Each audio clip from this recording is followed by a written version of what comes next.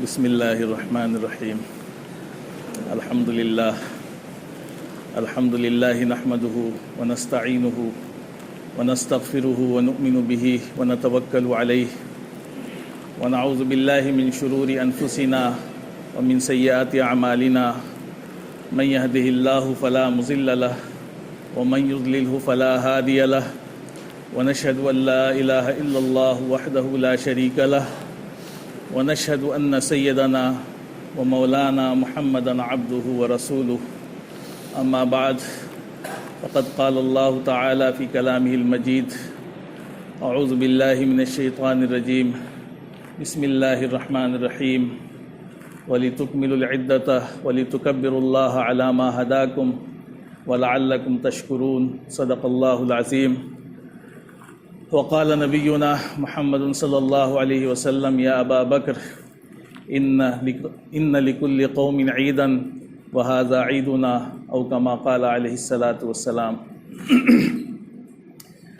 محترم حضرات، اللہ تبارک و تعالیٰ کا بے پناہ شکر اور احسان ہے کہ اس نے ہمیں اور آپ کو رمضان المبارک کا مہینہ نصیب فرمایا اور اس کے روزے رکھنے، اس میں تراویح پڑھنے اور دیگر عبادتوں کی توفیق عطا فرمائی۔ اس پر اللہ تبارک و تعالیٰ کا جتنا شکر ادا کیا جائے کم ہے۔ یہ اللہ کی توفیق ہے اور اللہ کا احسان ہے۔ بہت سے بندے ہوں گے جو بیماری کی وجہ سے نہ مسجد آ سکے ہوں گے اور نہ روزے رکھ سکے ہوں گے۔ یہ اللہ کا ان بندوں پر احسان ہے جن کو توفیق ملی، اللہ نے صحت دی، عافیت دی اور رمضان کا مہینہ نصیب فرمایا۔ اور یہ مہینہ نکل جائے گا تو پھر سال بھر کے بعد آئے گا، اور سال بھر کے بعد ہم میں سے کون اس دنیا میں ہوگا کسی کو معلوم نہیں۔ تو میرے بھائیو، اللہ ہمیں موقع دیتا ہے کہ ہم اللہ کی بندگی کریں، اللہ کی عبادت کریں، اور ظاہر سی بات ہے ہم جتنی بھی کوشش کریں اس کی عبادت میں، اس کی بندگی میں اور اس کا جو حق ہے اس کو ادا کرنے میں کوتاہی ہو ہی جاتی ہے۔ ہم کمزور بندے ہیں۔ بڑے بڑے جو اللہ والے ہیں، جو اللہ کے نیک بندے ہیں، وہ بھی یہ دعویٰ نہیں کرتے ہیں کہ ہم نے اللہ کی بندگی کا حق ادا کر دیا، اس لیے وہ بھی ہمیشہ سراپا اللہ کے سامنے عاجزی کا اظہار کرتے رہتے ہیں کہ جو اللہ کی بندگی کا حق تھا، جو اس کی عبادت کا حق تھا، جو اس کے روزوں کا حق تھا، وہ ہم سے ادا نہیں ہوا۔ تو ہم تو بڑے کمزور ہیں اور بہت چھوٹے درجے کے ایمان والے ہیں۔ ہم نے بھی چھوٹی موٹی کوشش کی ہے، لیکن بہرحال اللہ کی جو ذات ہے وہ بہت بڑی ہے۔ اس لیے اللہ نے قرآن میں بڑی عجیب بات فرمایا کہ وَلِتُكْمِلُوا الْعِدَّةَ، یعنی تم مدت کو پوری کر لو۔ اللہ کا حکم ہے 30 دن 29 دن جو روزے ملے ہیں اس کو پورا کر لو، بس جیسے بھی جو بھی کوشش ہو سکی پورا کر لو، اس کے بعد اللہ پہ چھوڑ دو۔ تو دو طرف کا معاملہ ہے، ایک طرف تو بندے کی کمزوری ہے اور دوسری طرف اللہ کی رحمت کی وسعت ہے۔ تو ہمیں اپنی کمزوری کو دیکھنی ہے اور اللہ اپنی رحمت کی وسعت کو دیکھے گا، اور جب دونوں ملیں گے تو کام بن جائے گا۔ تو ہمیں اللہ کی رحمت سے بڑی اچھی امید رکھنی ہے ہمیشہ۔ اور حدیث میں بھی آتا ہے کہ اللہ تبارک و تعالی جو ہے وہ بندے کے گمان کے مطابق ہوتا ہے۔ اللہ یہ فرماتا ہے کہ انا عند ظن عبدی بی، کہ بندہ میرے بارے میں جیسا گمان رکھتا ہے میں بھی اس کے ساتھ ویسا ہی معاملہ کرتا ہوں۔ تو ہمیں گمان رکھنے میں کیا ہے؟ ہمیشہ اللہ سے اچھی امید رکھیں، اچھا گمان رکھیں۔ ہاں، ہو سکتا ہے ہم بہت بڑے گناہ گار ہوں، بڑے بڑے گناہ ہم نے کیے ہوں، لیکن بہرحال اللہ کی رحمت کی وسعت کے سامنے، اس کے فضل، اس کے احسان، اس کی رحیمی، اس کی کریمی کے سامنے یہ سارے گناہ بڑے چھوٹے ہیں۔ وہ تو بڑے بڑے گناہ گاروں کو منٹوں میں معاف کر دیتا ہے، ایک زانیہ کو صرف کتے کو پانی پلانے پہ معاف کر دیتا ہے، تو اس کی رحمت کے کیا ٹھکانے۔ تو میرے بھائیوں، یہ رمضان کا مہینہ چل رہا ہے، ابھی بھی 3-4 دن جو بھی بچے ہیں اللہ موقع دے رہا ہے، اس میں عاجزی کر کے، گڑ گڑا کر کے، رو کر کے، اللہ کے سامنے ناک رگڑ کر کے، آنسو بہا کر کے اپنی مغفرت کرانے کی کوشش کریں۔ جو ایام بچے ہیں، جمعے کا دن ہے، بڑی فضیلت کا دن ہے، اور آج کا دن بڑا مشہور بھی ہے، اس کو ہم جمعۃ الوداع کہتے ہیں، ہے نا، یا دیہات میں الوداع کہتے ہیں۔ بہرحال یہ جمعہ ہے۔ اب اس میں بھی ایک چیز پیدا ہو جاتی ہے کہ ہمارے معاشرے میں ایک چیز یہ مشہور ہو گئی کہ جو جمعۃ الوداع ہے شاید اس کی خاص اہمیت ہے، تو ایسا قرآن حدیث سے کوئی مسئلہ نہیں۔ رمضان کے جتنے جمعے گئے، 3 جمعے گزر گئے، یہ چوتھا جمعہ ہے، سارے جمعوں کی فضیلت اپنی جگہ برابر۔ ہمارے ذہن میں یہ جو بات آتی ہے کہ یہ جو جمعۃ الوداع ہے تو اس میں وہ بہت سے بندے بھی نماز پڑھ لیتے ہیں جنہوں نے اور جمعوں کو نہیں پڑھی۔ حالانکہ ایسا نہیں سوچنا چاہیے، اچھا گمان رکھنا چاہیے، لیکن ایسی چیزیں دیکھنے میں آتی ہیں معاشرے میں کہ جمعۃ الوداع میں بھیڑ بڑھ جاتی ہے اور جمعوں کے مقابلے میں۔ ایسا نہیں ہونا چاہیے، اس لیے کہ قرآن حدیث میں آپ ڈھونڈیں گے تو کہیں آپ کو اس کا تذکرہ ہی نہیں ملے گا۔ یہ جو خطبے ہمارے عربی میں بنا لیے گئے تو یہ تو عربی زبان کا کمال ہے، ہم بھی بیٹھ کر کے خطبہ چاہیں تو بنا سکتے ہیں، اس میں بار بار کہہ سکتے ہیں الوداع الوداع، لیکن یہ اپنی بنائی ہوئی چیزیں ہیں، یہ قرآن حدیث سے کہیں آپ کو نہیں ملیں گی۔ تو اس لیے یہ جمعۃ الوداع ہے تو اس مطلب میں ہے کہ اب یہ آخری ہے، یعنی اب یہ جمعہ ہم سے رخصت ہو جائے گا تو اب رمضان میں جمعہ ہمیں نصیب نہیں ہوگا۔ بس یہ اس کی اہمیت ہے۔ باقی سوچیں کہ الگ سے کوئی اس کی فضیلت ہے یا قرآن حدیث میں اس کے بارے میں کوئی الگ سے اہمیت بیان کی گئی ہے تو ایسا آپ پورا ڈھونڈ ڈالیں گے، کہیں آپ کو کچھ بھی نہیں ملے گا، بس یہی ملے گا کہ یہ جمعہ ہے۔ تو بہرحال ہمیں یہ بات بھی ذہن میں رکھنی ہے کہ کبھی کبھی ہم جو ہے بہت سے ایسے کام کرتے ہیں جو قرآن حدیث کے نہیں ہوتے ہیں، اپنی طرف سے ان کو بنا لیا جاتا ہے۔ تو اب ایک جمعۃ الوداع مشہور ہو گیا، اب ہمارے لوگ حکومت سے مطالبہ کرتے ہیں کہ چھٹی کر دیجیے۔ ارے چھٹی تو ہر جمعے کو ہونی چاہیے، جو اسلامی ملک ہے وہاں ہر جمعے کو چھٹی ہوتی ہے، تو جمعہ تو ہر جمعہ جو ہے سید الایام ہے۔ اللہ کے رسول نے فرمایا کہ الجمعۃ سید الایام، جمعہ جو ہے وہ تمام دنوں کا سردار ہے، اور وہ جب بھی آئے گا تو وہ سردار ہی ہوگا، اس کی فضیلت اپنی جگہ ہوگی۔ رمضان میں آئے گا تو اور فضیلت بڑھ جائے گی، 1 کے 70 ملتے ہیں تو 1 کے 70 ملیں گے، اب وہ چاہے پہلا جمعہ ہو یا آخری جمعہ ہو۔ تو بہرحال یہ جمعہ ہے اور ہر جمعے کو ہمیں اہتمام کرنا چاہیے۔ اس میں سے یہ جمعہ بھی ہے کہ یہ آخری جمعہ ہے اور بڑی فضیلت والا دن ہے۔ اب یہ جمعہ نکل جائے گا تو پھر اگلے رمضان میں ہمیں نصیب ہوگا جا کر کے، تو فضیلت ہے، اس لحاظ سے اہمیت ہے کہ بھائی اس جمعے کو جو بھی ہو سکتا ہے اہتمام کریں۔ بہرحال اب رخصت ہو کر کے ہم عید کے قریب پہنچ رہے ہیں۔ اس سے پہلے ہم نے بتایا تھا کہ عید تو بھائی ان لوگوں کی ہوتی ہے جو رمضان کے روزے رکھتے ہیں، جو اللہ کی عبادت کرتے ہیں، جنہوں نے تراویح میں اور کہہ لیجیے نمازوں میں مشقت برداشت کی ہے، اللہ کے لیے بھوک اور پیاس برداشت کی ہے، ان کو اللہ تبارک و تعالیٰ یہ موقع دیتا ہے کہ اب جو ہے چاند نکلنے کے بعد تم خوشی مناؤ، کھاؤ پیو، اور اس دن اللہ تبارک و تعالیٰ نے روزے کو حرام قرار دے دیا۔ بڑی بنیادی چیز ہے، اس کو سمجھنا چاہیے۔ دین نام ہے صرف اللہ اور اس کے رسول کی اطاعت کا۔ دین کس چیز کا نام ہے؟ اللہ اور اس کے رسول کی اطاعت کا نام دین ہے۔ ہم اپنی مرضی سے کچھ بھی کرتے رہیں وہ دین ہو ہی نہیں سکتا ہے۔ قیامت کرتے رہیں، ہم ٹھوکریں کھاتے رہیں، ہے نا۔ وہ علامہ اقبال نے کہا تھا کہ وہ ایک سجدہ جسے تو گراں سمجھتا ہے 1000 سجدوں سے دیتا ہے نجات۔ ایک چوکھٹ پہ پڑ جائیں گے تو دوسری جگہ آپ کو ٹھوکر کھانے کی ضرورت نہیں پڑے گی۔ تو ایک در ہے اللہ کا اور اس کے رسول کا، آپ آ جائیں اس پر، بس سارا معاملہ حل ہو جائے گا۔ تو دین نام ہے اطاعت کا۔ اللہ نے حکم دیا 30 دن آپ جو ہے طلوع فجر سے لے کر کے سورج ڈوبنے تک کچھ نہیں کھا سکتے ہیں، کچھ نہیں پی سکتے ہیں، بیوی کے پاس نہیں جا سکتے ہیں۔ آپ نے روک دیا، بند کر دیا۔ لیکن ایک دن ایسا بھی آئے گا، عید کا دن، جس میں اللہ نے یہ حکم دیا کہ اس دن اگر آپ نے روزہ رکھا تو یہ حرام، ناجائز ہے۔ اس دن آپ کو کھانا ہی پینا ہے ہر حال میں۔ تو یہی تو دین ہے۔ اللہ نے کہا کہ کھانا پینا بند کرو تو بند، اس کے رسول نے کہا بند کرو تو بند، اور جب کہا کہ آج کھانا ہے تمہیں تو کھانا ہی پڑے گا۔ اس دن کوئی بہت بڑا اللہ والا بن جائے، کہے کہ نہیں ہم تو بڑے تقوی والے ہیں، آج بھی روزہ رکھیں گے، تو وہ حرام کام کرے گا۔ تو دین نام ہے اللہ اور اس کے رسول کی اطاعت کا، کہ ہم ٹوپی لگاتے ہیں، بڑے اہتمام سے عبادت کرتے ہیں، لیکن جب ہم احرام پہن لیں گے، حج کرنے جائیں گے، تو وہی ٹوپی اگر ہم نے بھول کر کے بھی لگا لی تو دم واجب ہو جائے گا۔ اس کے لیے آپ کو ایک قربانی پیش کرنی پڑے گی کہ ٹوپی کیوں لگائی آپ نے؟ یہی تو اللہ کے حکم، اس کے رسول کا حکم، اس کی اطاعت ہے، اسی کا نام دین ہے کہ جو حکم جب ہوگا اس پر عمل کرنے کا نام ہی دین ہوگا۔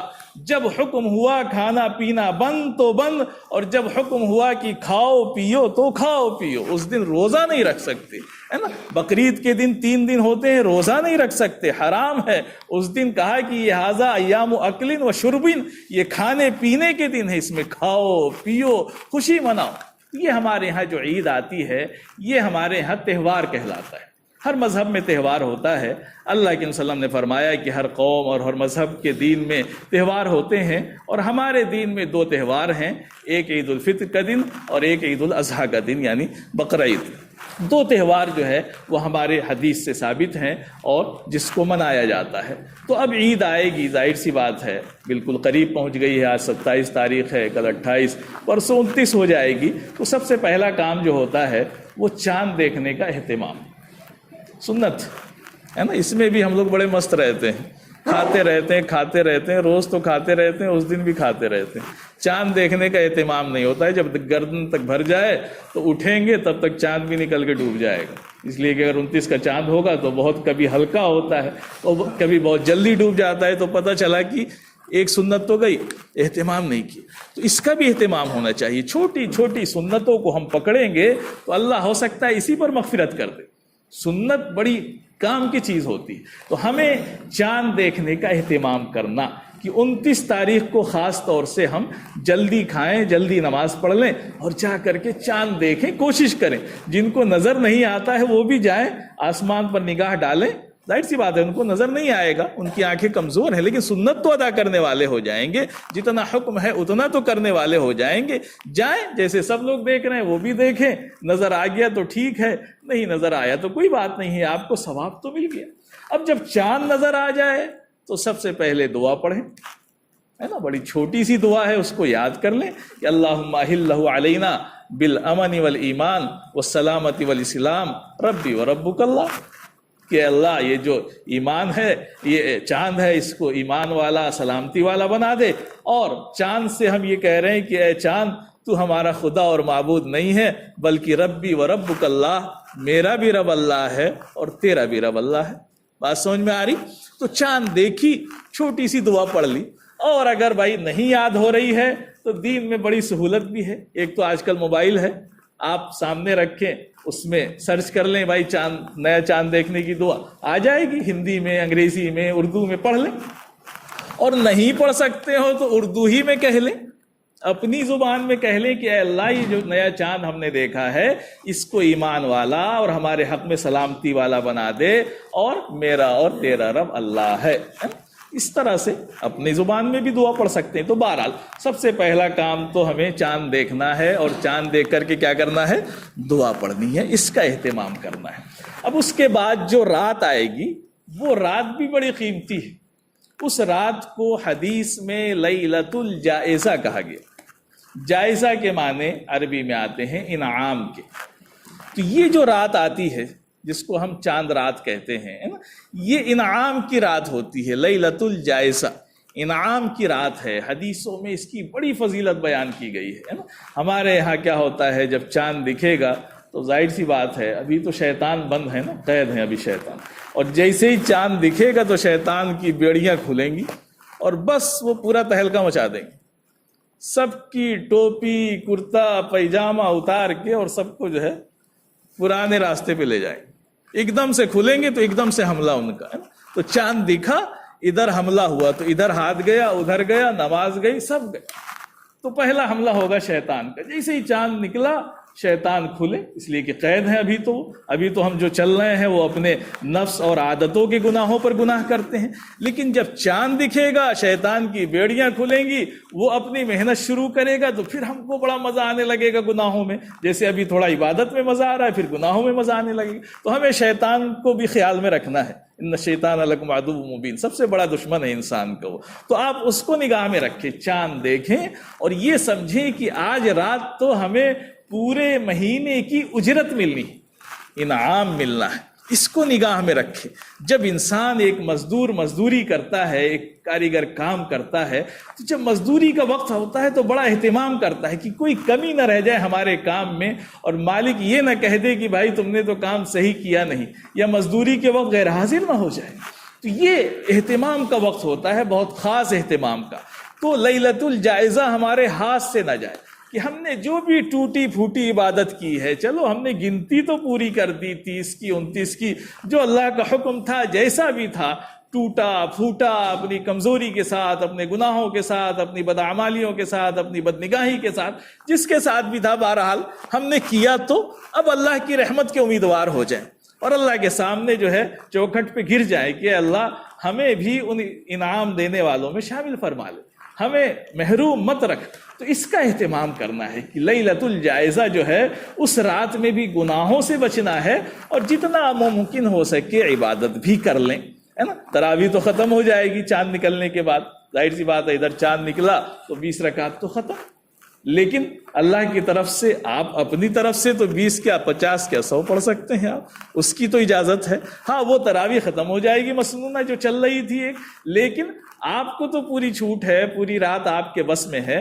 تو یہ لیلۃ الجائزہ بہرحال کہلاتی ہے، بڑی اہم رات ہوتی ہے عبادت کی. اللہ تعالیٰ جو ہے اس رات میں فرشتوں سے کہتا ہے کہ میں جو ہے آج رات اپنے بندوں کو انعام دوں گا، آج جو ہے ان کی مزدوری دوں گا. یہ گویا کہ انعام کی رات ہے. فرشتے پوچھتے ہیں کہ کیا یہ شب قدر ہے؟ کہتا ہے اللہ نہیں، شب قدر نہیں ہے، بلکہ یہ بتاؤ کہ جب مزدور پورا کام کر لیتا ہے تو اس کے ساتھ کیا کیا جاتا ہے؟ فرمایا کہ اس کو پوری اجرت دی جاتی ہے. تو فرماتا ہے اللہ کہ آج میرے بندوں نے اپنے روزے مکمل کر لیے ہیں، آج ان کی مغفرت کی رات ہے، آج میں ان کو پورا انعام دوں گا. تو ہم سب کو اس انعام کو حاصل کرنے کی کوشش کرنی ہے، کہیں شیطان حملہ کر کے پورے مہینے کی کوشش کو بیکار نہ کر دے. تو ہمیں اس کا اہتمام کرنا ہے کہ گناہوں سے بچنا ہے. آدمی عید کی تیاری میں ایسا لگ جاتا ہے کہ عشاء کی نماز بھی گئی، اس کے بعد دوسری عبادتیں بھی گئی. نہیں، آپ عید کی تیاری کریے، یقیناً بچوں کی تیاری کرائیے، خوشی کی رات ہے، خوشی کا دن ہے، لیکن اس کے ساتھ ساتھ اللہ کو بھول کر کے نہیں. ہمارے یہاں کوئی تہوار ایسا نہیں ہے جو اللہ کو بھول کر کے منایا جائے، جس میں انسان مست ہو جائے، مگن ہو جائے. بلکہ ہمارے ہاں تو آپ دیکھیں کہ جب تہوار کا دن آیا تو اللہ نے 5 نمازوں کے ساتھ ایک نماز اور بڑھا دی. کہا کہ 5 نماز تو روز پڑھتے ہو، آج سب سے پہلے خوشی منانے کے لیے میرے در پہ آؤ، جھکو، 2 رکعت ادا کرو، تب تمہاری خوشی مکمل ہوگی. تو یہ اللہ نے نظام بنایا. اللہ کو بھول کر کے کوئی خوشی نہیں ہو سکتی، چاہے وہ بڑی سے بڑی خوشی ہو. تو ہمیں چاند دیکھنا ہے، چاند دیکھنے کے بعد دعا پڑھنی ہے، رات میں جو ہو سکے اللہ کے سامنے عاجزی کرنی ہے، اللہ سے مانگنا ہے، عبادت کرنی ہے. اور صبح کو جلدی اٹھنا. صبح کو کیا کرنا ہے؟ عید کے دن جلدی اٹھنا ہے، نماز ہماری نہ چھوٹنے پائے. فجر کی نماز چھوٹ جاتی ہے، فجر کی نماز فرض ہے اور عید الفطر تو واجب ہی ہے. تو آپ سمجھیں کہ فجر کی نماز عید سے زیادہ اہم ہے. تو فجر کی نماز نہ چھوٹے. ہم عید کا اہتمام کر لیتے ہیں، فجر چھوڑ دیتے ہیں. بتائیے کس منہ سے اللہ کے سامنے حاضر ہو رہے ہیں کہ صبح ہم نے جو ہے اس کے فرض کو ہی چھوڑ دیا. اب عید میں ہم پہن لیں، چاہے جتنے اچھے کپڑے پہن لیں، جتنے نئے کپڑے پہن لیں، جتنے قیمتی کپڑے پہن لیں، کیا اہمیت ہے اس کی اللہ کے سامنے؟ اللہ ان کپڑوں کو تھوڑی دیکھتا ہے. اللہ تو تمہارے دل کو دیکھتا ہے، تمہاری عبادت کو دیکھتا ہے، تمہاری کیفیت کو دیکھتا ہے. اور وہ چیز نہیں تو سب بیکار ہو جائے گا. تو ہمیں کوشش کرنی ہے، الارم لگا کے سوئیے کہ آج ہمیں جلدی اٹھنا ہے. جیسے اتنے دن سحری میں اٹھے، ایک رات میں کیا ہو جائے گا؟ کچھ نہیں ہوگا. تو آج بھی سمجھیے کہ ہماری سحری ہے، تو ہمیں جلدی اٹھنا ہے. اٹھ کر کے تلاوت کریں. صبح جلدی اٹھیں، بچوں کو جگائیں، سارے گھر والوں کو جگائیں. بچے تو بڑی خوشی میں اٹھتے ہیں، اور بچے تو بڑے معصوم ہوتے ہیں، ان کا تو ایک ایک لفظ بڑا اللہ کے ہاں مقبول ہوتا ہے. تو بچوں کو بھی جگائیں، گھر کی عورتوں کو بھی جگائیں. سب سے کہیں کہ بھائی آج عید کا دن ہے، آج انعام اللہ کی طرف سے ملنے والا ہے جو مہینے بھر ہم نے محنت کی ہے. اٹھو، اللہ کے سامنے عبادت کرو، قرآن کی تلاوت کرو، اور اس کے بعد فجر کی نماز اہتمام سے جماعت سے پڑھ لیں، کام بن جائے گا. اس کے بعد کے جو اعمال ہیں وہ وہی اعمال ہوتے ہیں جو جمعے کے اعمال ہوتے ہیں. جمعے کے دن جیسے غسل کرنا مستحب ہے، سنت ہے، ویسے ہی عید الفطر کے دن بھی ہے کہ ہم غسل کریں، اور جو بھی صفائی کا اہتمام ہو سکتا ہے، خط وغیرہ کا اور چیزوں کا، ناخون کا، مونچھوں کا، وہ سارے اہتمام کریں. مسواک کرنا سنت ہے، غسل کرنا سنت ہے، اچھے کپڑے پہننا سنت ہے۔ تو جو بھی اہتمام عید کے لیے ہو سکتا ہے وہ ہم سارے کام کریں۔ اسی طرح سے حدیث میں آتا ہے اللہ کے وسلم جب عید الفطر کے لیے تشریف لے جایا کرتے تھے، اور اسی طرح سے اگر کسی نے صدقہ فطر ادا نہیں کیا ہے تو وہ بھی نماز کو جانے سے پہلے پہلے ادا کرتے ہیں۔ اگر صدقہ فطر کسی کا رہ گیا ہے تو وہ بھی ادا کر کے عید کے لیے جائے۔ تو عید کے نماز کے لیے جانے سے پہلے کی جو سنتیں ہیں اس میں یہ ہے کہ کچھ کھجوریں کھا کر کے جائیں۔ اللہ کے وسلم جو ہے حدیث میں آتا ہے کہ عیدگاہ جانے سے پہلے، یعنی عید کی نماز کو جانے سے پہلے عید الفطر کے دن آپ چند کھجوریں کھا کر کے جایا کرتے تھے جو طاق عدد میں ہوتی تھی۔ اب طاق مطلب 3 کھا لیجئے، 5 کھا لیجئے، 7 کھا لیجئے، بہت کھاتے ہو تو 15 کھا لیجئے، 12۔ تو طاق عدد کھائیے۔ کتنی کھانی ہے؟ طاق۔ اب یہ بھی نہیں کہ کھجور نہیں مل رہی ہے تو پورے بازار میں دوڑ جائیں کہ آج جو ہے کھجور لے کے ہی، کوئی بات نہیں ہے۔ اگر کھجور مل جائے تو بہت اچھی بات ہے، جو اللہ کے وسلم نے کیا وہی ہو جائے گا، اور وہ نہیں ہوا تو جو آپ کے یہاں میسر ہے اسی سے آپ کھا کر کے جائیں۔ مقصد یہ دکھانا ہے کہ آج ہم روزے سے نہیں ہیں۔ مقصد کیا ہے؟ حکمت کیا ہے؟ یہ دکھانا کہ آج ہم روزے سے نہیں ہیں، کل تک ہم روزے سے تھے، آج ہم نماز کے لیے جا رہے ہیں تو کھا کر کے جا رہے ہیں۔ تو سنت ہے کہ اگر کھجوریں میسر ہوں تو بہت اچھی بات ہے، اس لیے کہ جو اللہ کے وسلم نے کیا اگر وہی بالکل ہو جائے تو کیا کہنے ہیں، ہے نا، بہت بڑی بات ہے۔ وہ نہ ہو تو ہمارے ہاں جو رواج ہے سوئی کا، میٹھی چیز ہے، وہ کھا کر کے چلے جائیں، کچھ نہ ملے بسکٹ ہی کھا کر کے چلے جائیں، جو میسر ہو جائے وہ کھا لیں، اللہ کے وسلم کی سنت پر عمل ہو جائے گا۔ تو ایک تو یہ کہ کچھ کھا کر کے عیدگاہ جائیں۔ پھر جب گھر سے نکلیں تو ایک اور سنت ہے، اس میں یہ ہے، ایک تو وہ سنتیں ہی ہیں جو ہمیشہ رہتی ہیں، کون سا پیر باہر نکالنا ہے، کیسے جانا ہے، 12۔ تو اب اس میں بھی یہ ہے کہ ہمیں جب جائیں عیدگاہ، ہے نا، اس میں اہتمام ہونا چاہیے۔ اصل اللہ علیہ وسلم کے زمانے میں عید کی نماز عیدگاہوں میں ہی ہوا کرتی تھی، اگر کوئی مجبوری ہوتی تھی تبھی مسجد میں پڑھا کرتے تھے۔ چونکہ مجمع زیادہ ہو، جہاں زیادہ لوگ ہوں، یہ ایک اجتماع بھی ہے۔ امت میں اللہ کے وسلم نے اور دین نے ایک ایسا عمل بنایا جس میں لوگ اکٹھا ہوں، جڑیں، اجتماعیت ہو۔ جمعہ ہے، حج ہے، عید ہے، یہ سب اجتماعیت ہے۔ بڑے بڑے اجتماع ہوتے ہیں، جمعے میں محلے کے لوگ ایک جگہ جمع ہو کے مل جاتے ہیں، یہ ایک اجتماعیت۔ عید میں پورا گاؤں ایک جگہ جمع ہو جاتا ہے، یہ ایک اجتماعیت۔ حج میں پوری دنیا کے مسلمان جمع ہو جاتے ہیں، وہ سب سے بڑی اجتماعیت۔ یہ ہمارے جوڑ کا بھی ایک طریقہ ہوتا ہے۔ تو جہاں زیادہ لوگ ہوں گے، اب ہمارے یہ بھی چیزیں چل گئی، سوچتا ہے آدمی کہیں کونے میں نماز پڑھ لیں، زیادہ لوگ نہ ملیں، چپکے سے پڑھ کے گھر چلے جائیں۔ نہیں بھائی، کیوں ایسا چھپ کے نماز پڑھیں گے؟ یہ کوئی چھپنے کی چیز؟ ہاں کرونا چل رہا تھا تو الگ بات ہے بھائی، وہ تو مجبوری تھی کہ چھپ کے پڑھیں، نہیں تو ڈنڈے بھی پڑھ سکتے تھے۔ تو بہرحال اگر چھوٹ ہے تو عیدگاہوں میں نماز پڑھنی چاہیے۔ ہاں عیدگاہ میں کوئی دشواری ہے تو بہرحال مسجدوں میں بھی نماز ہو جائے گی، اس لیے کہ جو شرطیں جمعے کی صحیح ہونے کی ہیں وہی شرطیں عید کی نماز کی بھی ہیں۔ تو مسجدوں میں بھی جمعے کی نماز صحیح ہو جائے گی، جہاں بھی ادا کر لیں، جس کو جہاں موقع ملے یا جہاں مناسب لگے وہاں پڑھ سکتا ہے۔ تو جب ہم عید کی نماز کے لیے نکلیں گے تو اس میں سنت یہ ہے کہ ہم تکبیر تشریق پڑھتے ہوئے جائیں گے۔ فرمایا کہ وَلِتُكَبِّرُوا اللَّهَ عَلَى مَا هَدَاكُمْ، ہم اللہ کی بڑائی بیان کرتے ہوئے۔ تو تکبیرات تشریق بڑی مشہور ہیں، ہے نا، اللہ اکبر، اللہ اکبر، لا الہ الا اللہ، واللہ اکبر، اللہ اکبر وللہ الحمد، اس کو تکبیر تشریق کہتے ہیں۔ اور یہ پڑھنا جو ہے سنت ہے کہ جب ہم گھر سے نکلیں تو عیدگاہ پہنچنے تک اس کو پڑھتے ہوئے جائیں راستے میں۔ یہ نہیں کہ سب کے کپڑے دیکھتے ہوئے جائیں، ہے نا۔ ہاں کوئی راستے میں مل جائے تو السلام علیکم کریے، سلام کرنا تو بالکل اچھی بات ہے، لیکن اس کو زبان پر جاری رکھیں، ورد کرتے ہوئے جائیں۔ بچے ہوں تو ان کو بھی سکھائیں۔ ہاں یہ ہے کہ عید الاضحیٰ میں یہ تکبیر زور سے کہی جاتی ہے کہ گھر سے نکلے تو زور سے کہتے ہوئے جائیں کہ گلیاں گونج جائیں، لیکن عید میں آہستہ کہتے ہوئے جائیں۔ جب عید الفطر میں ہم نکلیں گے گھروں سے تو کیسے کہیں گے؟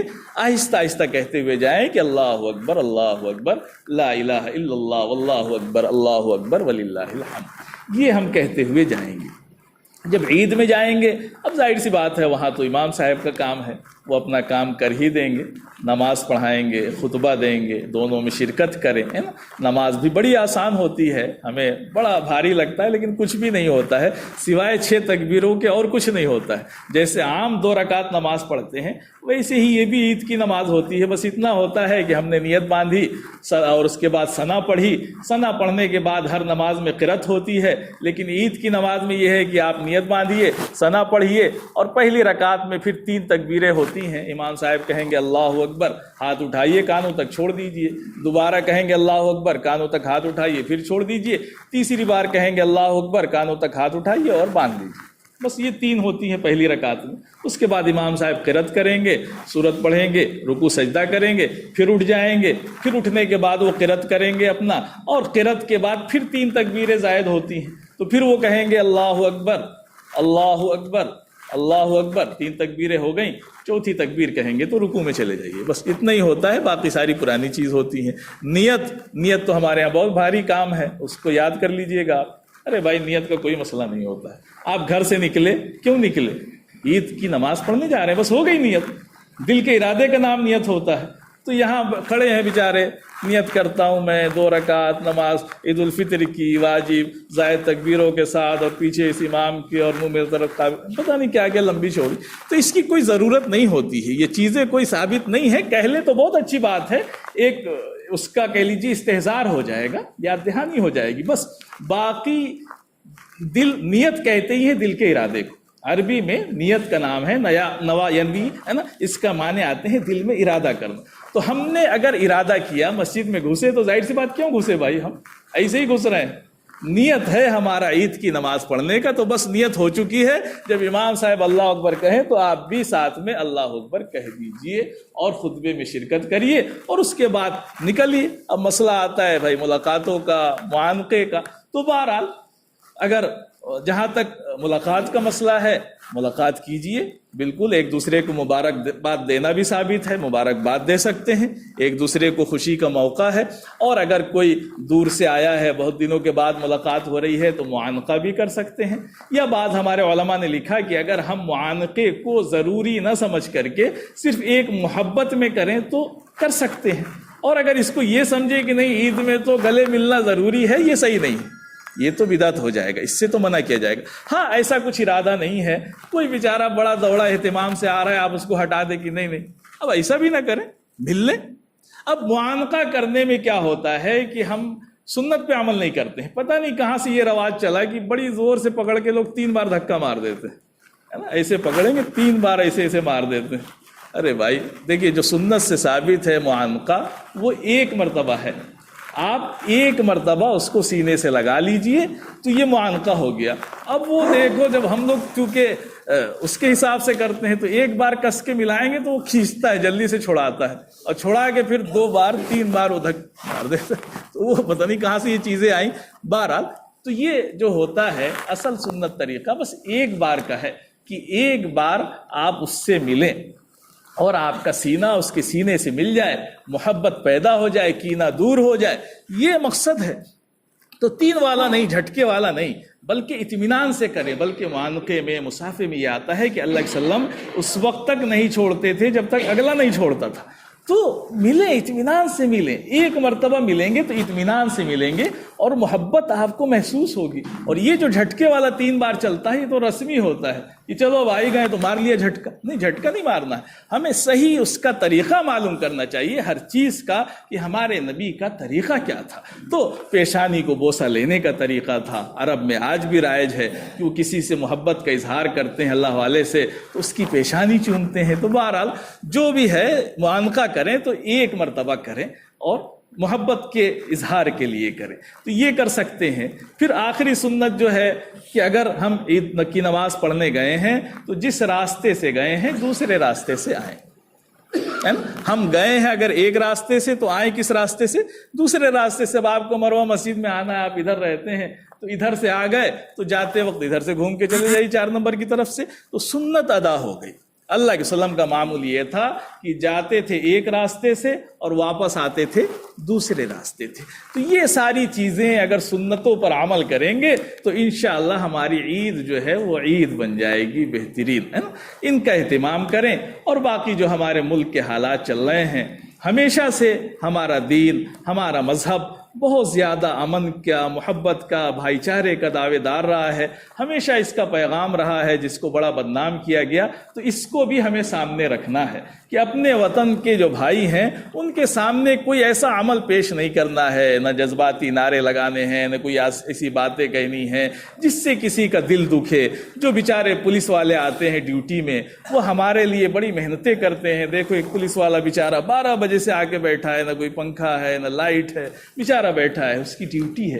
یہ بھی انسان ہے ہمارے اور آپ کی طرح. اور اگر ہم ان کے ساتھ انسانیت کریں گے تو یہ بھی ہمارے ساتھ انسانیت کریں گے. تو یہ موقع ہوتے ہیں ہمارے سامنے کہ ہم انسانیت کا بھرپور مظاہرہ کریں. یہ جو پولیس والے جن کی بڑی چھوی خراب ہو گئی ہے، لیکن بہرحال ہم اگر اچھا کریں گے تو وہ بھی اچھا کریں گے. اسے بہت سے نمونے ملتے ہیں اور بڑے واقعات ہمارے ملک میں ملتے ہیں کہ آپ ان کے ساتھ اچھائی کر رہے ہیں تو وہ اٹھ کھڑے ہوتے ہیں، کہتے ہیں کہ نہیں یہ غلط نہیں کرتے ہیں. تو آپ ان کے ساتھ بھی انسانیت کا معاملہ کریں کہ وہ ڈیوٹی پہ آئیں، ان کو کرسی دیں، جہاں تک ہو سکے ان کے لیے اچھا انتظام کریں، ان کے کھانے کا انتظام کریں. ہو سکے تو جاتے آتے ان کو 100 50 500 آپ ان کے ہاتھ میں پکڑا دیں. آپ دیکھیں کہ ایسا پیغام جائے گا کہ وہ کبھی آپ کے خلاف نہیں کریں گے. بہت ایسے پیام انسانیت کے کام ہوتے ہیں. لوگ واقعات بتاتے ہیں کہ ایک جگہ دنگا ہونے والا تھا، رات میں انہوں نے لا کر کے پورا سامان رکھ دیا، لیکن پولیس والے نے مسلمانوں کو فون کیا، کیونکہ وہ جو پولیس کا بوتھ تھا وہاں مسلمان رہتے تھے اور وہ ان کو چائے ناشتہ ان کی ہر سہولت کا انتظام کرتے تھے. تو وہ اتنی محبت کرتے تھے مسلمانوں سے کہ دنگا ہونے سے پہلے انہوں نے فون کیا کہ آپ لوگ آ کر کے اس کو ابھی ہٹا دیجئے ورنہ صبح ہوتے ہوتے مسئلہ ہو جائے گا. تو یہ چیزیں ہوتی ہیں کہ جب ہم اپنے وطن کے بھائیوں کے ساتھ اچھی محبت کا اظہار کریں گے، وہ دشمنی کر رہے ہیں کریں، ان کو بہکا دیا گیا، ان کو بھڑکا دیا گیا، کوئی بات نہیں ہے. ہمارے یہاں دیکھیں ابھی کتنے جلوس نکلے، بہت جگہ فساد ہو گئے، لیکن بہت جگہ مسلمانوں نے بڑا اچھا کام کیا. ان کے لیے پانی کا انتظام کر دیا، کسی نے ان کو پھول پکڑا دیا. چھوٹی چھوٹی سی چیزیں ہوتی ہیں لیکن اس سے وہاں کا ماحول بڑا خوشگوار ہو گیا. تو یہ چیزیں بھی ہمیں یہ پیغام دیتی ہیں انسانیت کا. ہمارا جو مذہب ہے وہ امن کا، محبت کا، مکمل انسانیت کا دین ہے. اللہ تبارک و تعالی ہم سب کو کہنے سننے سے زیادہ عمل کی توفیق عطا فرمائے. وآخر دعوانا الحمدللہ.